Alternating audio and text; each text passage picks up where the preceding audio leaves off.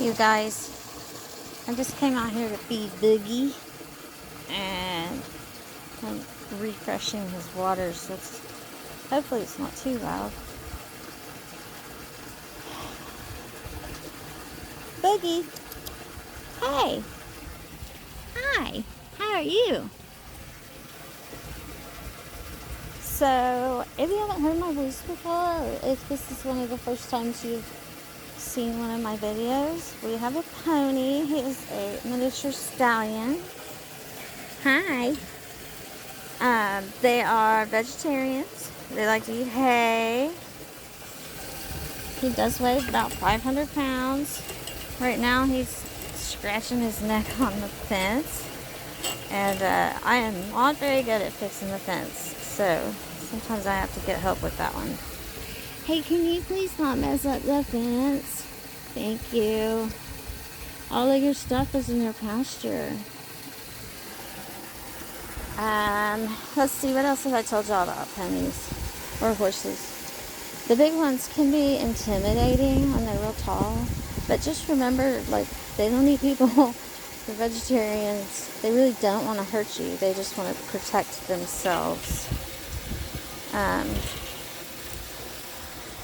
Are you trying to get this? How did your hay get all the way over here? Come on. Get your head back in there.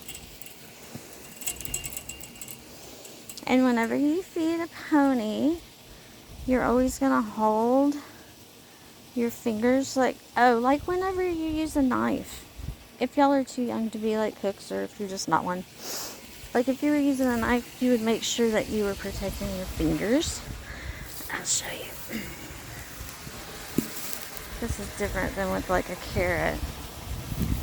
But their teeth could break your finger. They wouldn't like bite your finger right off, but I'm not about to stick my hand in there. They got some big chompers. Well, mostly because they're big.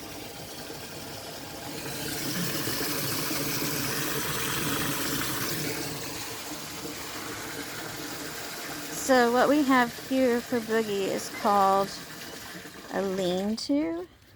It's not like a full barn because it's 103 here today, and it's mid-May, which is ridiculous.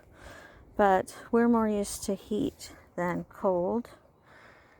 I was thinking up until a couple of winters ago, I think we went like 6 winters without even getting out our actual winter jackets. Because that's only lasts for like a month. I don't know why he's just picking out these scraps right here. His hay was over there. I don't put it in the lean-to. I don't want it to get moldy or anything, and he usually goes through hay pretty fast.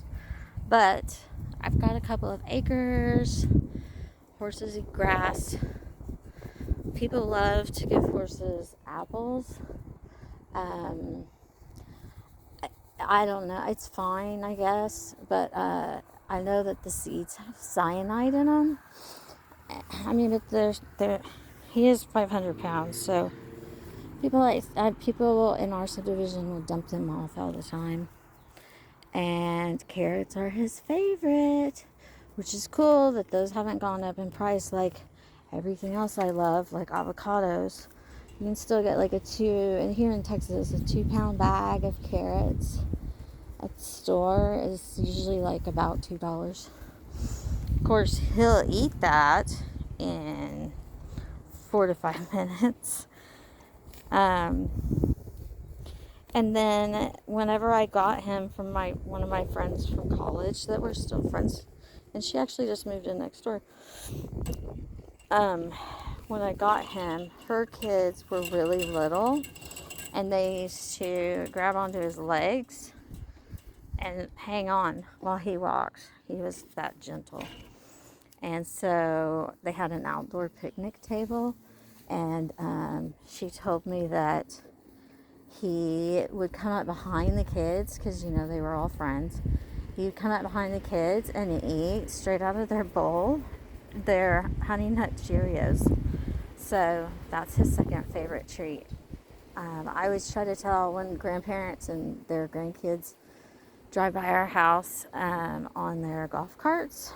I never thought I'd live in a place like this. It's not fancy like that at all.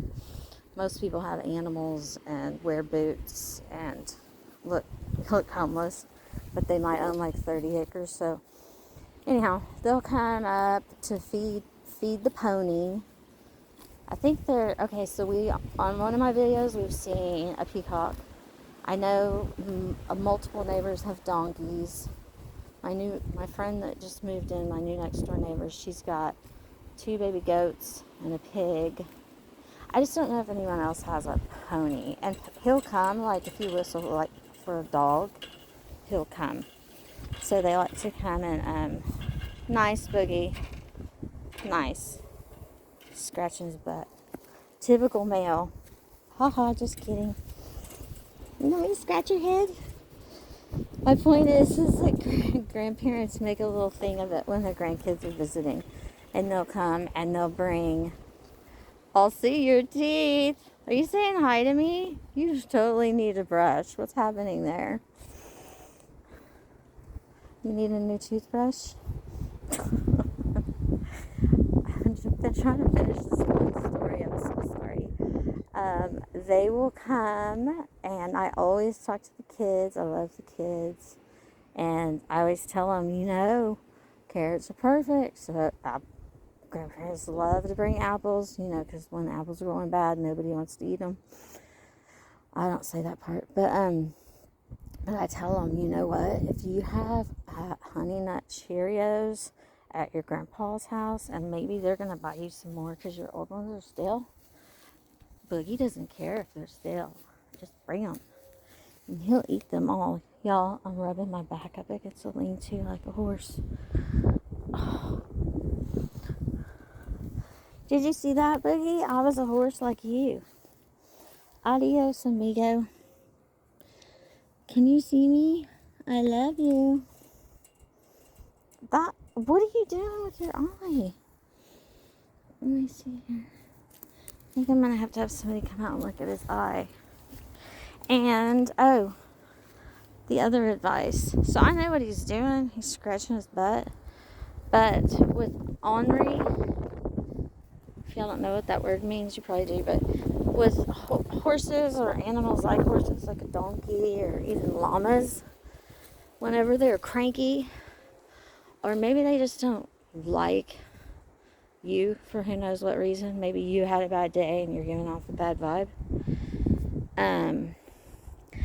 They might turn their back on you like that because they might be thinking that they'll just kick you out of their way. Oh, is that right? I've never seen him eat that Mustang grape. I'm gonna have to call her, but okay.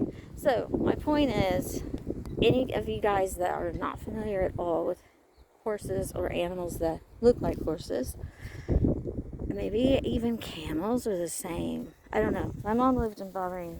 I never got to visit. But you never stand behind them. The most powerful part of any animal like that are their back 2 legs. Y'all think like Bruce Lee. His legs, he totally had that going on. Just try your best not to stand behind them, especially if they're agitated. And just remember that they might be weird with you at first, but they could become your best friend.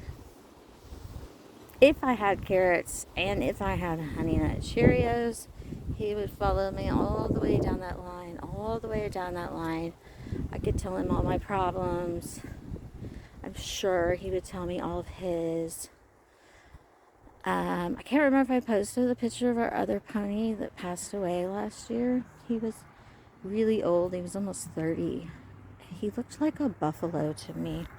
And he wasn't even ours. He was my neighbor that way across. The other thing is that horses live a lot longer when they have friends. And hi! I just tripped over a cactus. Hi! Why are you looking at me like that? I was trying to get whatever was in your eye out. They live longer when they have friends. They just do. I could tell an immediate change in demeanor with Boogie, even though he and Chaco didn't really act like, they didn't run around like dogs do when they're real close, but they were always by each other, you know. I was really sad when he passed away. I was gonna go over here and see if we could see the neighbor's goats. I heard them earlier. They're so cute. She must have them in the barn. I didn't really mean to do this video. I just came out to check on Boogie. Look at him. He's hoping like anything that maybe I have carrots in my pocket, as if. Hi, cutie.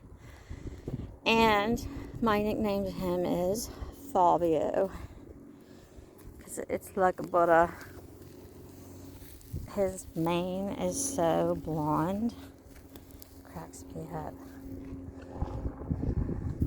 Y'all, he's not starving, even though he's like eating outside of the pasture. This is just how he does. Oh my God, him and Chaco used to do it. They would have 2 bales of hay right here. They would have one in the lean-to. And then they would do this and bust the fence. And then I'd get a call. Oh, here's a funny story. I wasn't at home. I was at a friend's house like an hour away. And I got a call from my oldest daughter, Isabella. I usually don't say their names. My oldest daughter, I don't know, I guess she was about 15. She called and she said, Mom, I need you to send me a picture of me and Boogie. And I was like, okay, why? And I remembered the one that she even was thinking of, because it was when we first got him, and she put ponytails in his mane so that he could see out of his eyes. It's really cute. But because he had gotten out, and then someone called animal control, and like anybody that lives in our subdivision is friends with animal control, because it's just how it goes. But Bella went up there to get him, and of course he's like a dog. She just had a dog leash, so he totally didn't think that was her pony. Who steals a pony? It's funny. And she had to show him a picture of her with him to prove that that was her pony. And so, you know, I sent her the photo, and she said, if not, they're gonna take him. And I was thinking, yeah, right. They don't ever have that kind of. They don't come out with trailers and stuff. They come and pick up things like rattlesnakes and bobcats if they are being a nuisance, or my neighbor had, like, I don't know, 20 feral cats, stuff like that. So here's the end of the story. So my daughter, I really think she was about 15. Whenever I got home, she goes, Mom, what is the deal? Why is it that when Boogie gets out, he goes to the pool? I think I might have peed a little. I cried, I laughed. It was so funny because we have a pool, a neighborhood pool that's like an old school. It's just an old neighborhood, and that's where the animal control people had found him. So he had walked about half a mile, not far. It's just funny from a kid's perspective. I looked at her and I said, well, wouldn't that be where you would go? And she just started laughing. That was that. That's my story for the day. I already uploaded a umatter, and I have a story to tell you, or two. So it went way over 60 seconds, but that's not my intention. Hi! What's happening? We need to get your eye looked at. Some days it's good. Who are you talking to? That's Scout. Oh, I need my glasses on.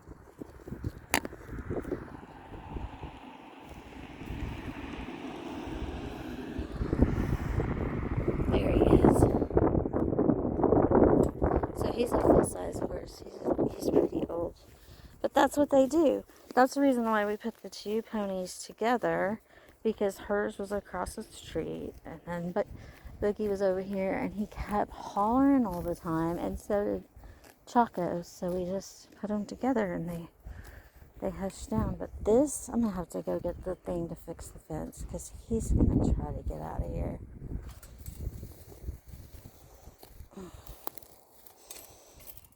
One of the nice things about when I was married, super helpful dude.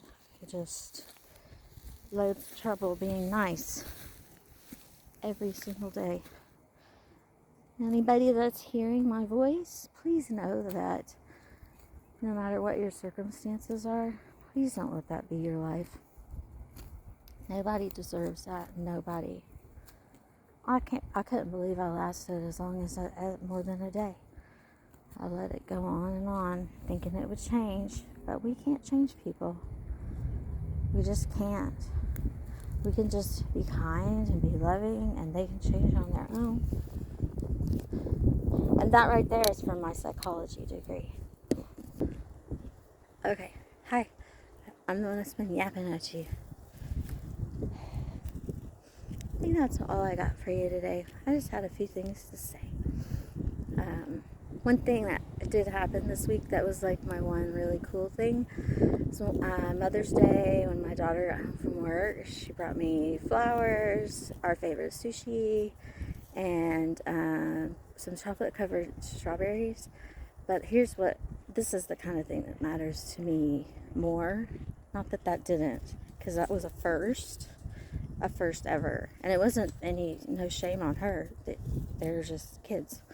But she looked at me and she said, "Thank you for having me, Mom." And then she knows I don't really cry that much. I burst out crying, and it made her laugh. And then we both laughed. And then I swear Perla started laughing too, and doing a jig and like clicking her heels. Just kidding. Oh my God. And she gave me an orchid. I have no idea how to take care of orchids, so wish me luck. Okay, let's see if we can get sunset and some Boogie. Boogie, Heather. If this is the first time you've heard my voice or the last, please know that I think you are kind and you're loved and you're supported. If you don't believe me, subscribe anyways, and come back tomorrow and I'll tell you again. I love you.